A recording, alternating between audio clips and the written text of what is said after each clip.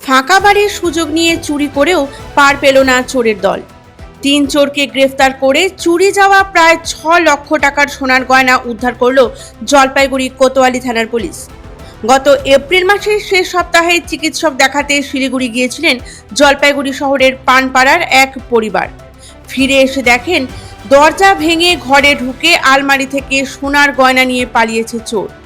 মে মাসের ৫ তারিখ কোতোয়ালি থানায় অভিযোগ দায়ের করে সেই পরিবার। তদন্তে নেমে একে একে ৩ চোরকে গ্রেফতার করে পুলিশ। ধৃতদের কাছ থেকে চুরি যাওয়া সোনার গয়না উদ্ধার হয়েছে বলে পুলিশ জানিয়েছে।